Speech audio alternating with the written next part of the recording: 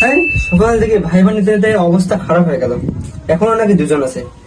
এই next sir আসবো? হ্যাঁ আসো।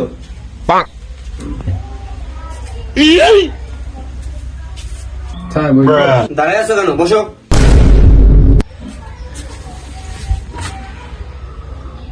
তোমার প্রথম প্রশ্ন, স্বাধীনতার ডাক কে দিয়েছিল? বঙ্গবন্ধু শেখ মুজিবুর রহমান। ঠিক আছে, এবার দ্বিতীয় প্রশ্ন, দুটা ভাষা শহীদের নাম বলো। অনেকে তো আছে, তার মধ্যে সালাম বরকত। তোমার এটাও ঠিক আছে। তোমার 3 নম্বর প্রশ্ন, ভারত কত সালে স্বাধীন হয়েছিল? 1942 সালে হওয়া করতে করতে 1970 সালে হয়ে গেছে। বাহ, তোমার 3 নম্বর প্রশ্নটা সঠিক হয়েছে। তোমার 4 নম্বর প্রশ্ন, এখন বলো আকাশে কতগুলো তারা আছে? স্যার এখনো জানা জানি তো, বিজ্ঞানের গবেষণা চলছে। তুমি এবার আসতে পারো, তোমাকে পরে জানানো হবে।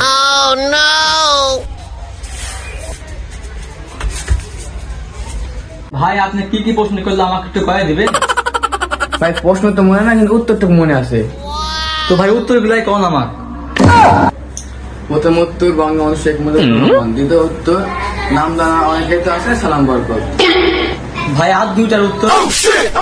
প্রশ্ন উত্তর 1942 সালে হওয়া করতে করতে 1970 সালে হয়। 4 নম্বর উত্তর এখনো জানা জানি, বিজ্ঞানের গবেষণা চলছে। ঠিক আছে ভাই।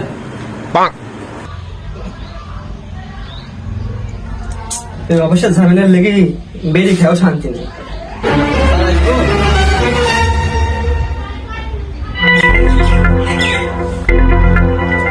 এসে যখন পড়েছ তখন বসো।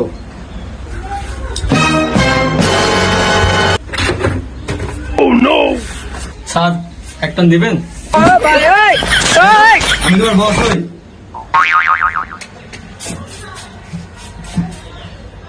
স্যার আমার ভুল হয়েছে। দেখি তোমার ফাইলটা দাও।